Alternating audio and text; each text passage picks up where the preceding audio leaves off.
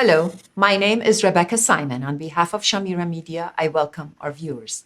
Our guests today are two Assyrian ladies who have collaborated to have a 3-day Assyrian Symposium at Stanford University this coming August. Helen Malko and Alexandra Lazar. Alexandra Lazar is the executive director of Assyrian Studies Association, and she is a PhD student with emphasis in international relations and especially conflict. Helen Malko was born in Iraq, and she is the associate director at Stanford Humanities Center at Stanford University. She has her PhD in anthropology and archaeology, and she has worked in this field internationally, especially in Jordan, Turkey, and Iraq. Ladies, welcome to Shamira Media. We're very excited to have you on our program today. Thank you very much, Rebecca. Thank you for having us. Welcome. Helen Malko, you have been with the Stanford Humanities Center for about 6 months. Could you please tell us what the Humanities Center at Stanford represent and what is their goal and their mission?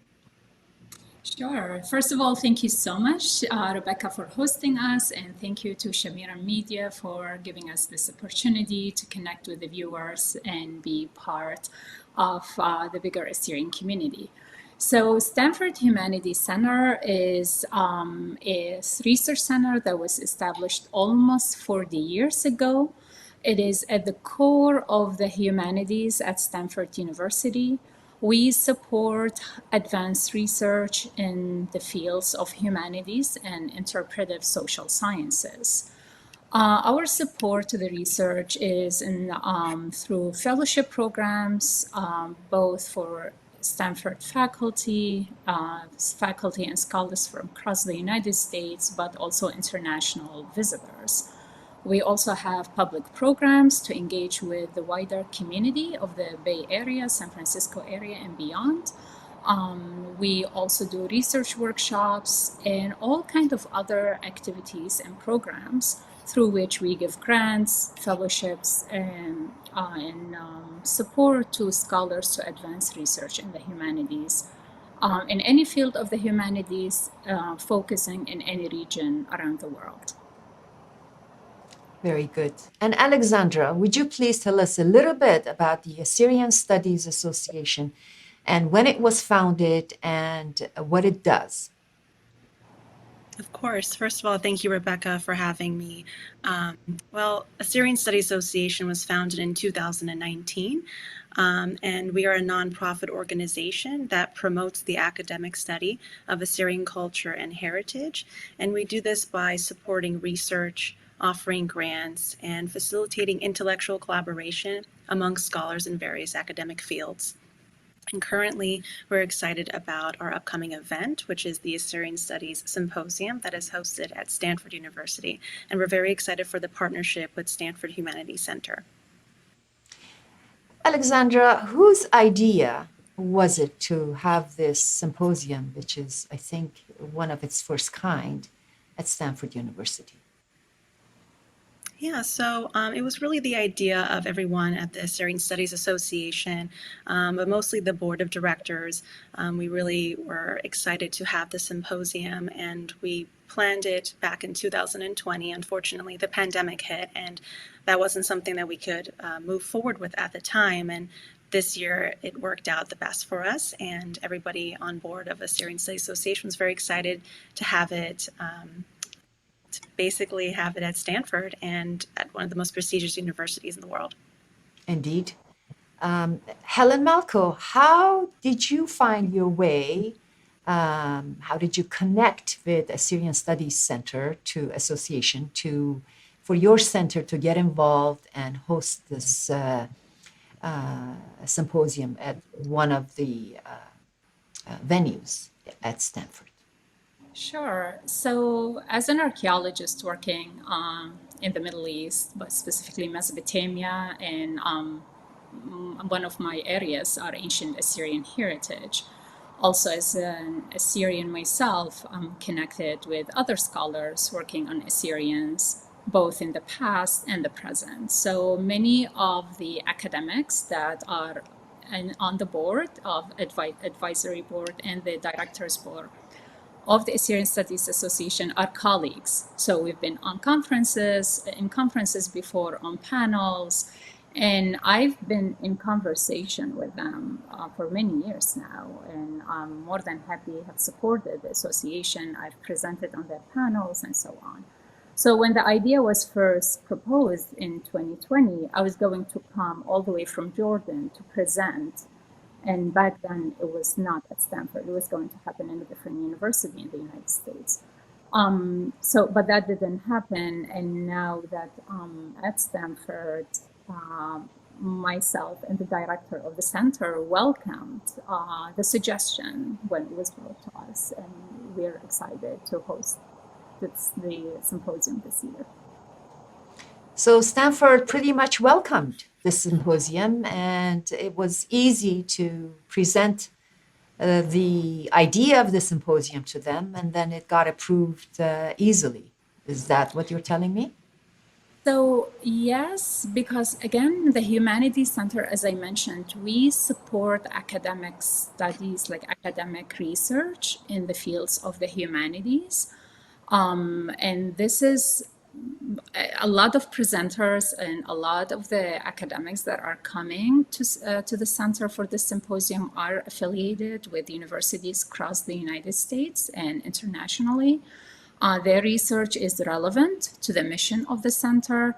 And as I said, we're open. We work on any region and around the world. So this symposium is bringing to us studies from the Middle East, specifically in Assyrian community or Assyrian field of Assyrian studies, which is, as you mentioned, is the first engagement for us at Stanford with this field. Alexandra, how did you determine who would be the presenters? I counted on the website for the Assyrian Studies Association that it looked like there were 18 presenters. Who determined who the presenters would be and what kinds of topics that they would cover? So we did put out an abstract call, and we did that back in March of this year, and we had a pretty decent amount of scholars from across the world, and mostly from the United States, from Australia, Canada, and parts of Europe, who submitted their abstracts to us to review, and we based our presenters on the fact that they have research related to the fields of Assyrian studies, and basically that was it. It was very simple, and currently we have about 18 presenters from across the world, and we're very excited about having them present at the symposium, which is the first ever put together by our organization. And yeah, having 18 people presenting and some coming from overseas, that could be costly. Who is funding the travel and the symposium and all of the associated costs? Well, we're very grateful to Assyrian Studies Association donors we've had for many years, and also our co-sponsors that have been very generously donated their time, their funds to help put this together. A whole list of our sponsors, including the names and links, are available on our website at asasymposium.com, and we encourage everybody to visit that website, to view who the sponsors are, and to click their links to show some support as well. Excellent. Helen, about how many does the venue at Stanford hold? So how many people are you expecting? Yeah, so the conference hall itself, it can hold up to 100 people, if not more. But then also I know that they've reserved other areas, like we have separate conference rooms, lobby spaces for receptions and the cocktails that they're having. So we do have the space, and I don't think we'll have a problem accommodating the attendees. So are these conferences Could these conferences be like two simultaneous conferences going on, or it's one at a time for everything? You mean the panels and the sessions per The day? sessions. Yeah. So it is At any given time, is there a possibility that there would be two conferences going on simultaneously in different conference rooms? I mean, there is that possibility, but I don't think Assyrian Studies Association had planned the program that way. I think it's one talk after another, if I'm not mistaken. Will you Yes, two? I can confirm that. Okay. Will you two, being very educated, very abreast of Assyrian issues, and very knowledgeable, will you two also be presenting? So I will I can go certainly first. welcome everyone. Alexandra can go first and talk more about the presenters. Will you be presenting, Helen? Thank I couldn't you, hear Helen. you. I will be welcoming everyone to the center and making the connection with the academics, because as I said, it's very important for us to introduce the center to everyone and make this connection for future collaboration, which we would like to and hopefully will happen. But I'll be contributing as an attendee. Because we had so many people applying and presenting, I'm more than happy to give the chance to others to present at this point. I bet you'll be asking good questions. I hope so. And Alexandra, will you be presenting? I will, yes. So I'm currently working on this research, and it's entitled The Demographic Consequences of Repeated Acts of Genocide on the Assyrian Population. It's a very lengthy title, but from what you can get from it, I'm focusing on the political aspects, since I'm a political scientist in training, since I am a PhD student. And I'm very excited to present this because it will be my first focused Assyrian research that I will be presenting. And it's a great opportunity to not only discuss my research, but to collaborate and to discuss the possibilities of future collaborations with other scholars and to make connections, which is one of the main goals for this symposium as well. But yes, that's basically what I'm doing. I'm presenting and helping, running around a little bit. That's a very interesting presentation and topic. You cannot be the nation generation after generation, century after century, and for them to come out unharmed and unscathed and unaffected. So it would be very interesting to know what has happened to Assyrians as a result of repeated genocides. So I wish I were there. Alexandra, can you tell us a little bit about other topics that will be covered, if you know, during the symposium? Of course, yeah. So we have a diverse range of scholars in different academic fields, but mostly they're coming from Assyrian studies field. And within that field, there's many disciplines, such as political science, like myself. There's scholars who are also from the field of archaeology, anthropology, history, language, religion, so on and so forth. But it's quite diverse, and it's very inclusive, our event, and we wanted to make sure we represent a lot of different scholars from different disciplines that are focusing on Assyrians. Are there any non-Assyrian scholars who will be talking about Assyrian issues? There is just a few, not that many. Mostly it's Assyrian scholars. Very good. Helen, when is the symposium exactly?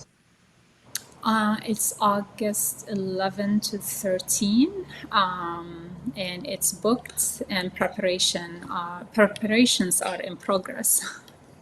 Okay.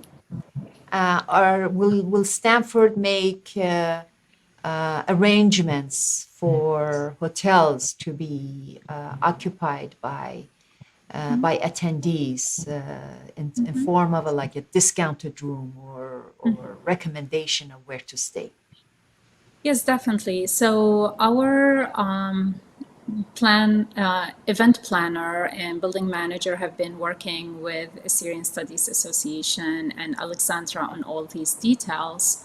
So I'm happy to say that we've supported the symposium with, getting them into hotels nearby, providing information on what's available, getting a Stanford rate. So we've been trying to help as much as we can, considering that this is an external event and that we're hosting, but we're happy to help because we know the Bay Area can be expensive for many people coming from around the States, but also from outside of the country. Where can people register to attend? I think, Alexandra, could you take this one? Yeah, of course. So they can visit their official website. It's www.asasymposium.com, or you can just type in Assyrian Studies Symposium, and you can register online. It's very simple, and the prices range from $70 to $135 after. Yeah, that's basically it. It's an online registration, but then also if you do feel compelled to come in person to make a purchase of a ticket, you can do so as well at the symposium. Just on a daily basis, like for one day only, maybe? Do you have Of like course, daily yeah. passes? So the ticket covers, no, the ticket actually covers all 3 days. Okay. And you said a range of 70 to 135, something like that. So what's Yes, the range? yes. Why is there a range? Oh, so the lowest price range is reflective of students, since students are on a budgeted price, salary, excuse me. So we wanted to make it inclusive for them as well. So we decided to have a lower price. But just to reiterate, that price comes into effect tomorrow. Today's is the early bird, so there is a $5 discount for the ticket. Okay, very well. Now we're going to take a sponsor break and come back and speak to Alexandra and Helen again. Stay tuned. إيمانوايلا أكسيدنت اتنرابا ناشا ليطي متبصل طاقة شكلي. اتلان نسيانة بدنا كيسس ات-injury law و بيالباية قريمخ. إن آتن ينكل بتت بيتا خزموخن يطاني اتلوخن بوقارة مخبرون المنيان التلفون 8 أوروبا شوا وچو 8 تري وچو 5 خا اشتا يعني توكن بيت injuryrights.com. شمي إلى توني كالوغراكس كيام زمن لشان خلية يما.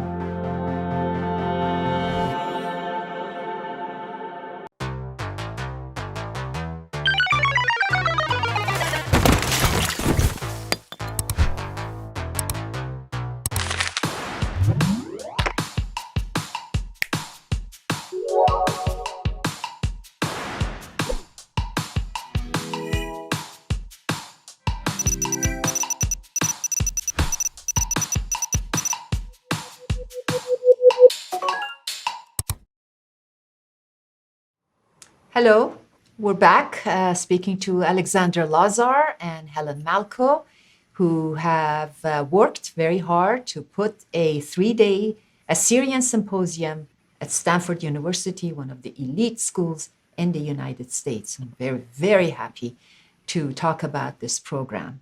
Now, this is the first year that Assyrian Studies Association has put this program.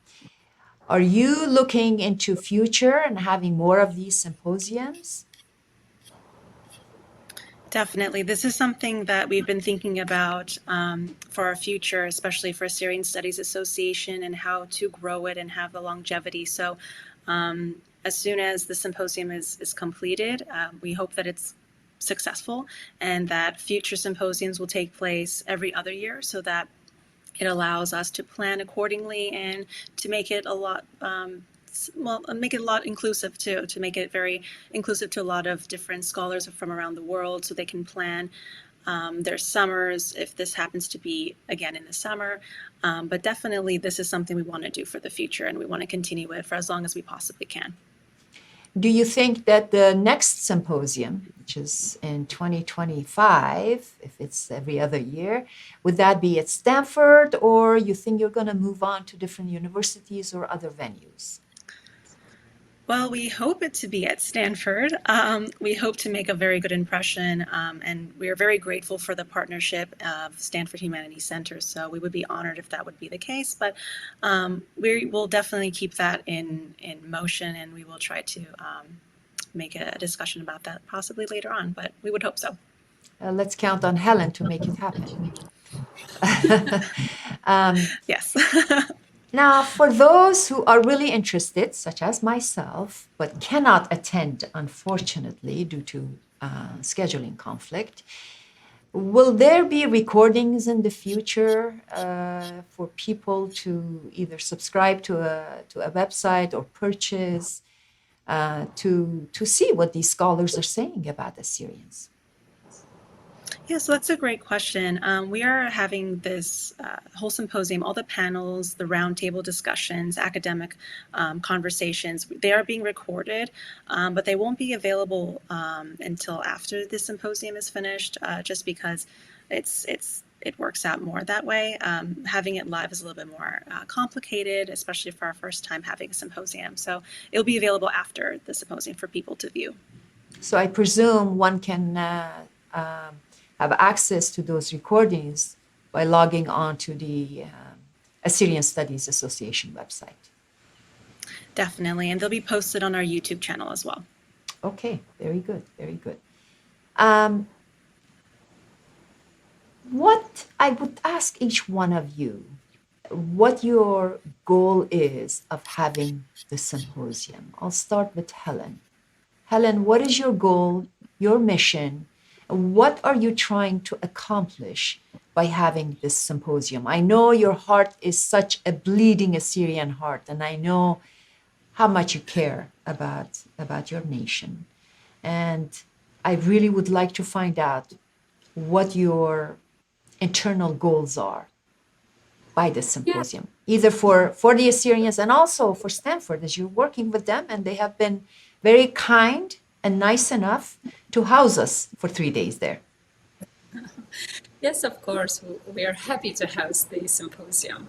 But as I said earlier, so as an academic myself and someone who works in Mesopotamian archaeology and cultural heritage, I'm definitely interested in advancing the field of Assyrian studies. Inclusively. So that's modern history, ancient history, archaeology, political sciences, and so on.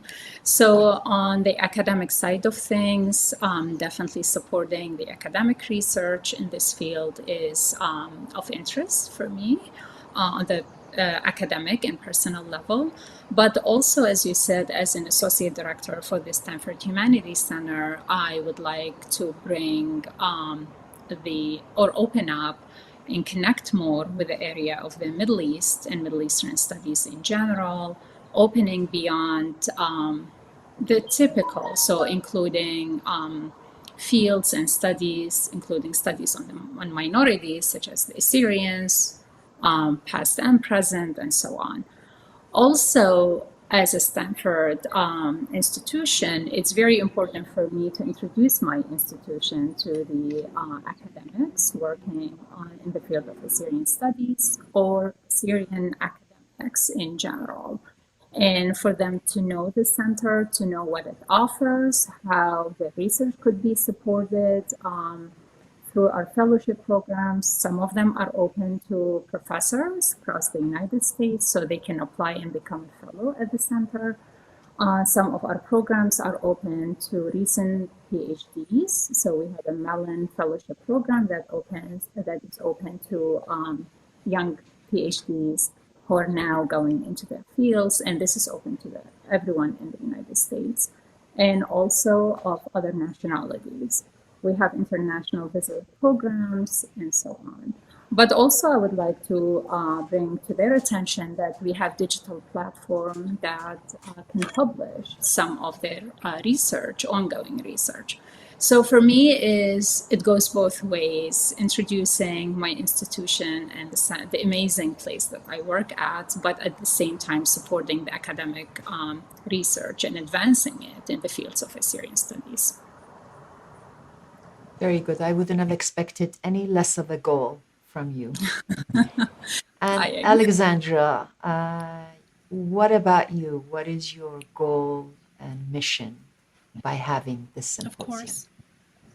Yeah, so given that this is an academic symposium and it's focusing on the field of highlighting Assyrian studies, our goal is really to first bring awareness that Assyrians exist, our culture, the culture and the heritage is very much alive, and to provide a space for scholars to really share their research in a safe space. Our second goal is we want to provide an opportunity for individuals who are attending this symposium, who happen to be scholars or non-scholars of Assyrian studies, to offer a space for them to engage in dialogue and to understand the field better, and to really encourage future research in the field of Assyrian studies, since it is a very new and emerging field in academia. And that is our goals, and we are very honored to have them set in place, and we hope to achieve this and to make this very successful of event. And you said something very nice. You said this is an emerging issue in academia. Is it? We're not in academia, so I don't know anything. This is an emerging issue in academia, really? Yeah, so Assyrian Studies is a new field. It's come about for the past, I would say, decade.